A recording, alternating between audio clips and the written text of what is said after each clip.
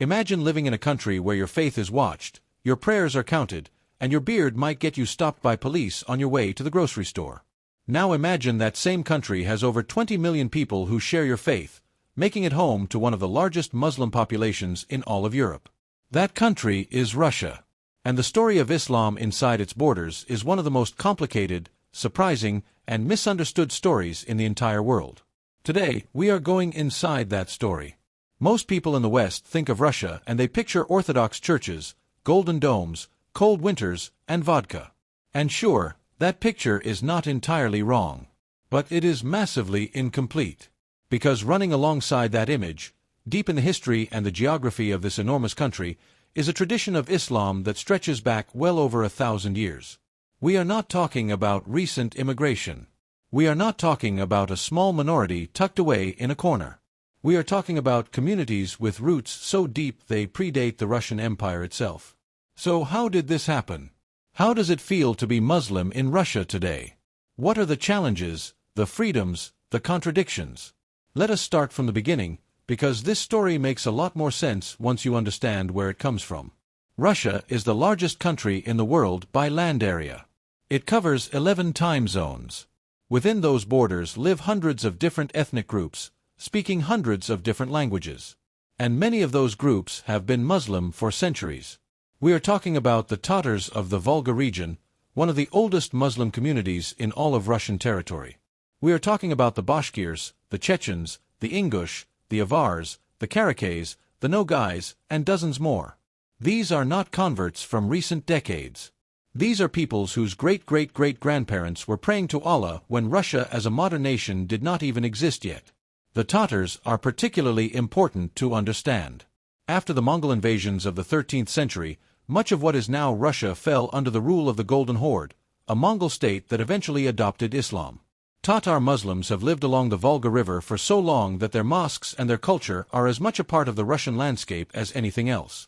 The city of Kazan, capital of the Republic of Tatarstan, is considered the spiritual heart of Russian Islam. It is a city where mosques and Orthodox churches sit within walking distance of each other. A city where street signs are written in both Russian and Tatar. A city that challenges everything you think you know about what Russia looks like. Now, living as a Muslim in Russia has never been a simple experience. History has not been kind or consistent. Under the Tsars, Muslims faced periods of intense pressure to convert to Christianity. Their mosques were sometimes destroyed. Their customs were suppressed. Then came the Soviet Union, and things got even harder, because the Soviet government did not just target Islam. They targeted all religion. Mosques were turned into warehouses, sports halls, and museums. Religious education was banned. Imams were arrested. The state wanted its citizens to have no God but the Communist Party. And yet, somehow, faith survived. In small apartments, in quiet kitchens, in whispered prayers passed from grandmothers to grandchildren, Islam stayed alive through 70 years of officially atheist rule. That survival tells you something important about how deeply this faith runs in these communities. You cannot scare it out. You cannot legislate it away. When the Soviet Union collapsed in 1991, there was a remarkable religious revival. Mosques were rebuilt. Islamic schools reopened. Young people who had grown up knowing almost nothing about their faith started learning. In some regions, this revival was joyful and straightforward. In others, particularly in the North Caucasus, it became tangled up in political conflicts, separatist movements, and eventually violent extremism. That connection between Islam and conflict in places like Chechnya created a shadow that still hangs over Russian Muslims today, even though the vast majority of them have nothing to do with extremism and want nothing more than to live ordinary, peaceful lives. So what does an ordinary, peaceful Muslim life actually look like in Russia right now? It depends enormously on where you live. Russia is so big and so varied that the experience of a Muslim in Kazan is completely different from the experience of a Muslim in Moscow, which is completely different from the experience of a Muslim in a Chechen village. In Tatarstan and Bashkortostan, two republics in the Volga-Ural region, Islam is woven into everyday public life. You see women in hijabs walking to work. You hear the call to prayer in city centers. Halal food is easy to find. Islamic holidays are celebrated openly. Local governments are sensitive to Muslim customs. Being Muslim there does not feel like swimming against a current. It feels normal, because it has always been normal there. Chechnya is its own unique case. After two devastating wars against the Russian federal government in the 1990s and early 2000s, Chechnya is now ruled by Ramzan Kadyrov, a strongman leader who is personally loyal to Vladimir Putin but who has also built a society with a very strong Islamic character. Mosques are everywhere. Religious observance is expected. In some ways, Chechnya has more visible Islamic identity than almost anywhere else in Russia. But it is a complicated kind of Islam, shaped by political control, where the leadership decides what proper Islam looks like and everyone is expected to follow that version. Then there is Moscow. The Russian capital has a Muslim population estimated anywhere between 1.5 to 2 million people, maybe more when you count migrant workers from Central Asia.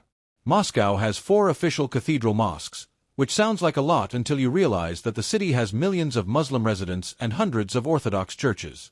The largest mosque in Moscow, reopened and expanded in 2015, can hold 10,000 worshippers. On Eid, that number is not enough.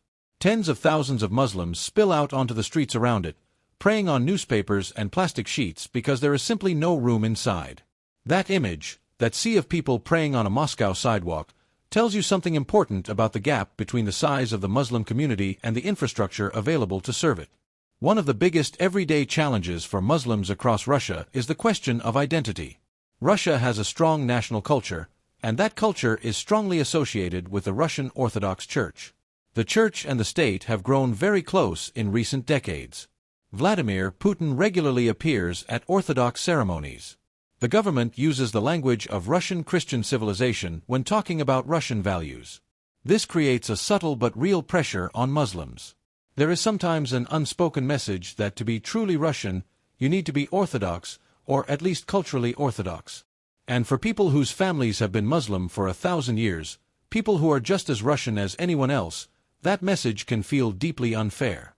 Many Russian Muslims describe a double identity challenge. In Russia, they are sometimes seen as the other, as not quite fully Russian.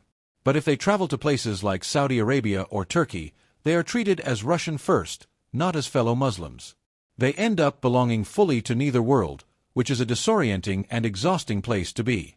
Young Muslim men in Russia often talk about something else, something more physical and immediate. They talk about being stopped by police.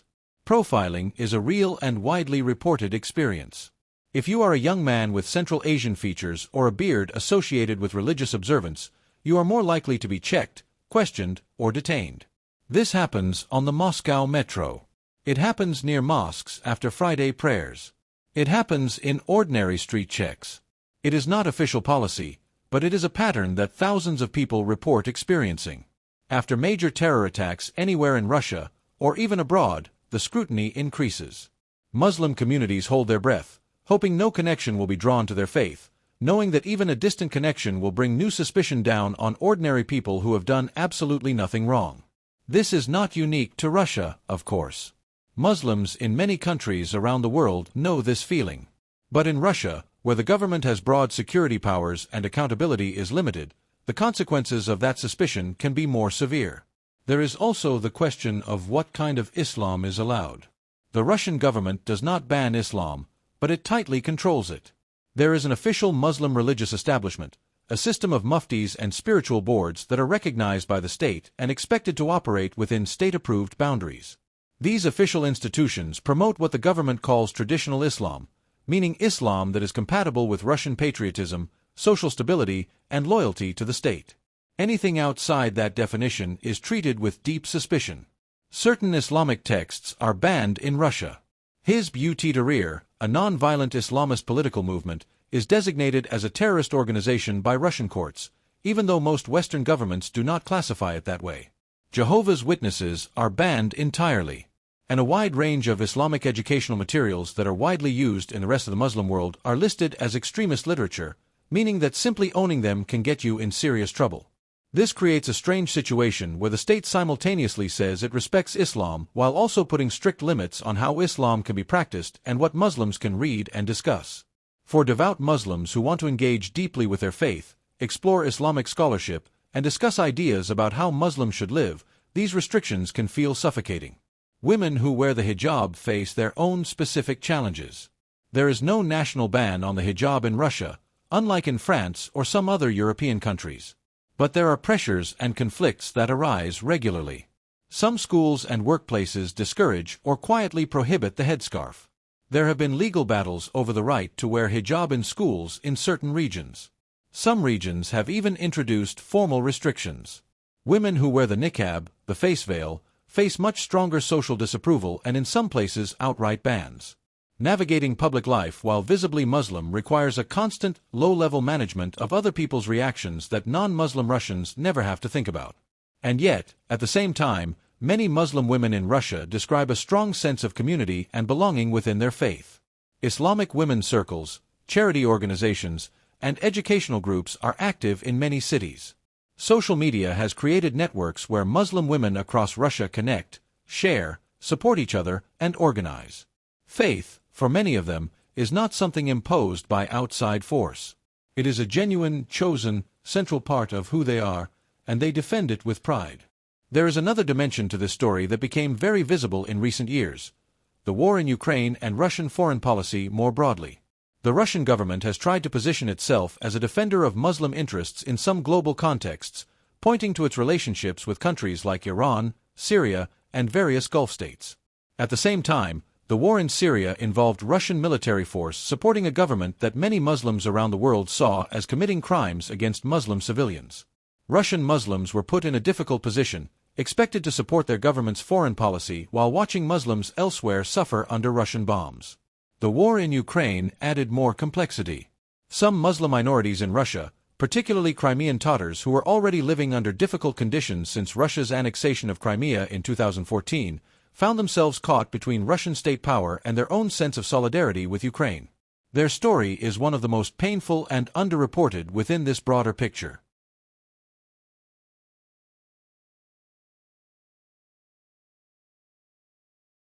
After everything, after the history, the restrictions, the profiling, the identity confusion, the political complications, there is something else that comes through again and again when you listen to Russian Muslims talk about their lives.